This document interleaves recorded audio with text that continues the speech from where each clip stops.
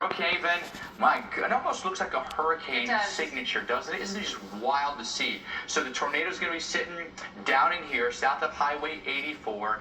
Down there is like a Georgia Pacific facility. The DMV, by the way, kind of sits about right there, so maybe just south of the DMV. This is Lincoln County. Hail's on the is on Highway 84, maybe on the north side of Highway 84 there, and the whole system pushing in this direction. So Monticello is next. The warning lasts until 8:15 local time, but it potentially could be. Well, that's the emergency. Yeah. Then the warning extends beyond that. That's where the tornado sits, right there south of Brookhaven. Yeah, not just an intense, reflectivity signature, but now you look at the velocity. So this is the directional component of what's happening within the storm, and what you're looking at is a very tight couplet, an area of rotation. Greens are moving away from greens are moving towards the radar, reds moving away. So you've got that wind shift at a very close proximity, and right in line with that, we've got debris. So what we're seeing in red, that's hail, that's rain, but what you're seeing in blue and green, that is some kind of non-meteorological debris, whether it's tree debris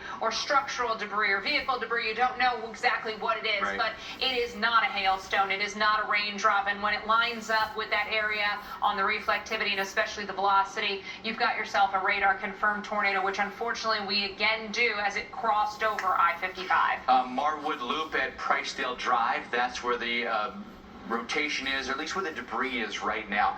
Douglas Trail, Malahue, Bethel, Warren Road, Rogers Lane. These are all locations where you've got to get into shelter ASAP. There's literally no time to waste because the tornado is bearing down on you right now. The storm's moving, by the way, at roughly 50 miles an hour. So it's booking along here. Forward speed is quick, right? Yeah. And this is the second time that we've had a tornado emergency with this particular supercell that put down, we believe, a very intense tornado farther west. Now it's doing it again as the whole system is cycling. A little over an hour ago, we saw that first tornado emergency issued. So just giving you a sense of what a significant supercell thunderstorm we're dealing with. We've been talking about this throughout the hour too. These are the southernmost storms, so really nothing to impede their development, nothing to get in the way, nothing to interrupt the inflow or outflow out of these storms.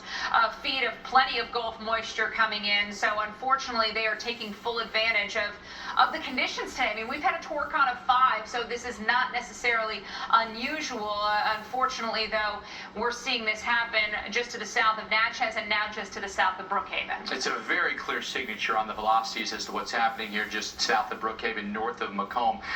You kind of got a strung out wind here. There may be some component of either rear flank downdraft that's wrapped into that or forward flank that's right in there. Nonetheless, you can clearly see where the rotation is right in there, and a storm that's headed in this direction, it may at some point here clip us along Highway 84. I would say this: almost all the population of Brookhaven is north of Highway 84. Very few houses south of Highway 84. Gosh, wow, it's like a monsoon right now. Yeah, it looks like Charles Peak had pulled into a car wash. That is